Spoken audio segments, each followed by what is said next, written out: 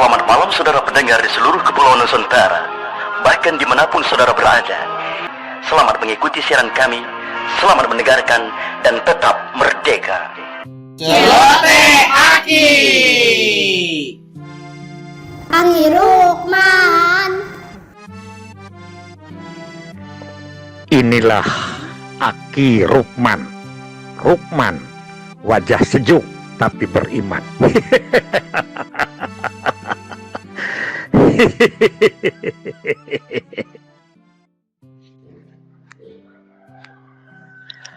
Assalamualaikum warahmatullahi wabarakatuh.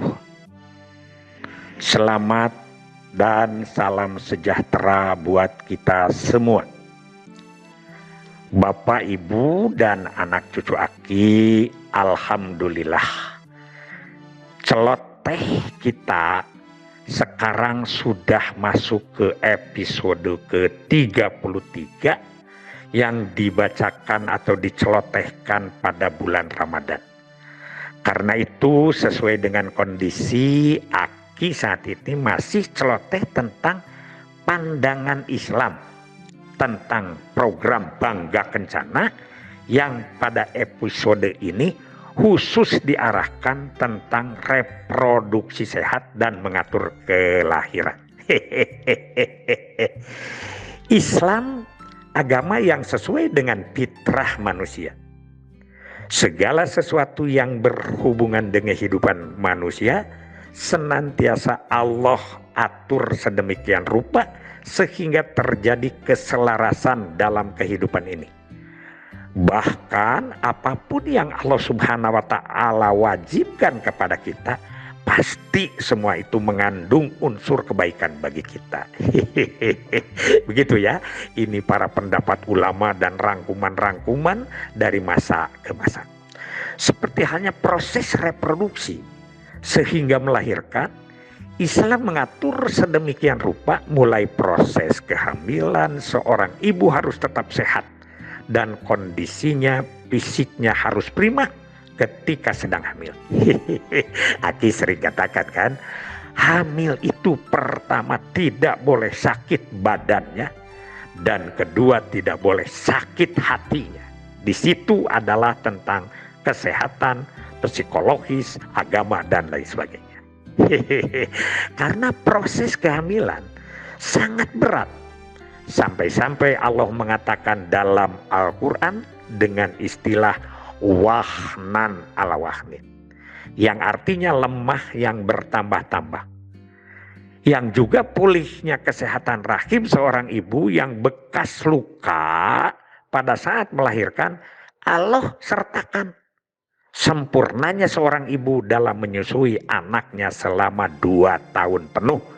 Nah, kita tahu kan, apabila seorang ibu sedang menyusui anaknya atau yang disebut dengan air susu ibu, itu susah dihamilkan. Begitu para pendapat. Sehingga banyak yang mengatakan bahwa air susu ibu juga adalah salah satu kontrasepsi.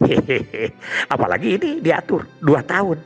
Berarti di situ akan banyak manfaatnya. Allah Subhanahu wa Ta'ala sampaikan hal tersebut dalam Quran surat 31.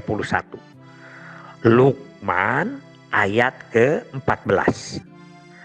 Dan kami perintahkan kepada manusia berbuat baik kepada 2 orang ibu bapaknya.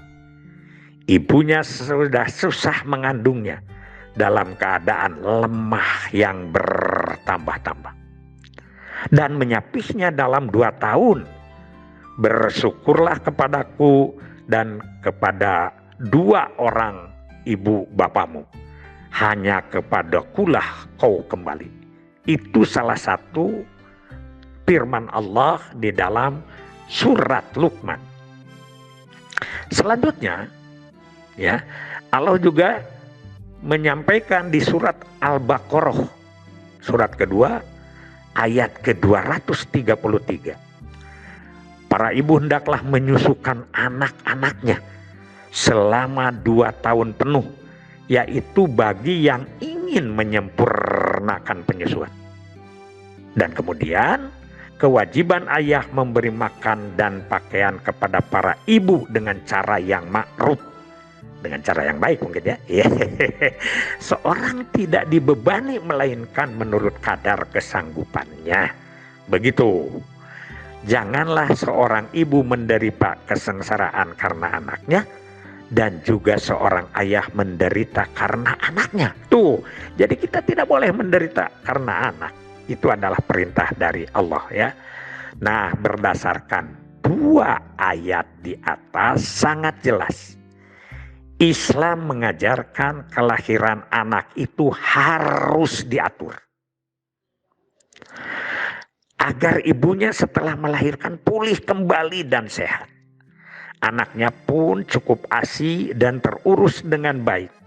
Sehingga di saat merencanakan anak yang berikutnya semuanya lancar dan tidak ada masalah. Begitu ya.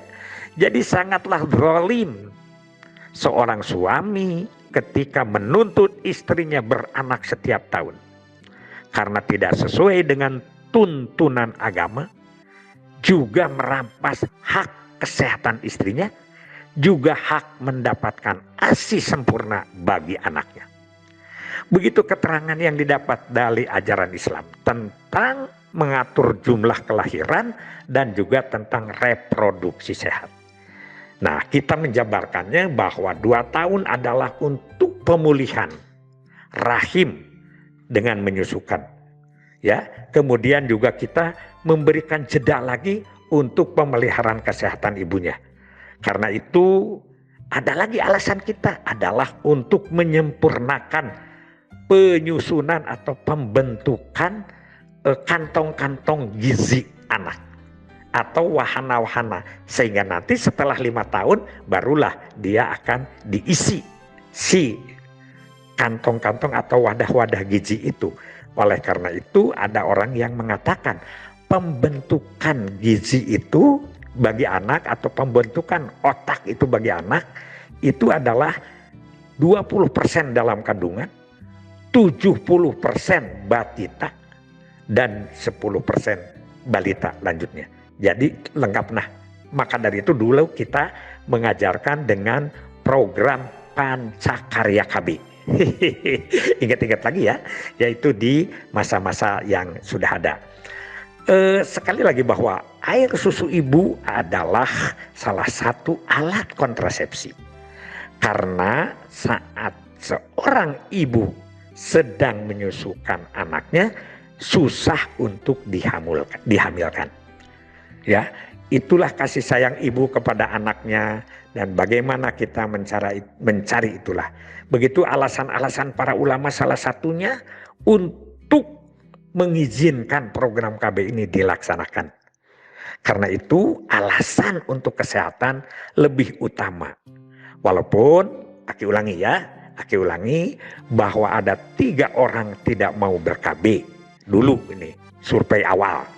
Yang pertama takut terganggu hubungan suami istri. Pasti, karena kita sudah bahas sebelumnya bahwa tujuan pertama dan utama perkawinan adalah kita adanya penyaluran syahwat atau penyaluran seks kita yang sehat dan halal. Itu sehingga di dalam program genre itu kan itunya apanya? Slogannya itu adalah salam genre. Salam remaja genre, sehat, cerdas, ceria. Genre Indonesia saatnya yang muda, yang berencana. Dengan 3 ya triad KRR yang sekarang itu adalah jangan kawin usia dini atau usia muda. Yang kedua, jangan melakukan seks di luar pernikahan.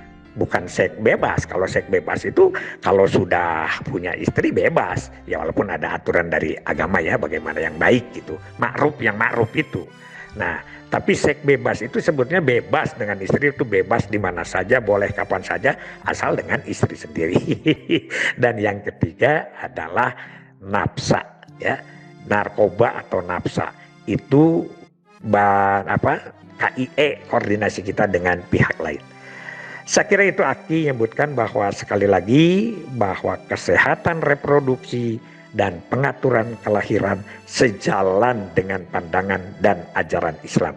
Hanya saja kita cara menjabarkan ini harus didiskusikan, terutama dengan para ulama muda yang kemudian mereka akan menjadi pendakwah-pendakwah kepada masyarakat di lingkungannya khususnya atau umum. Khususnya lagi sekarang banyaknya pengajian-pengajian yang dipimpin oleh para ulama muda supaya dalam menyampaikan ini cukup bijaksana dan cukup kreatif. Hasbunallahu wa ni'mal wakil, ni'mal maula wa ni'man nasir. Wassalamualaikum warahmatullahi wabarakatuh.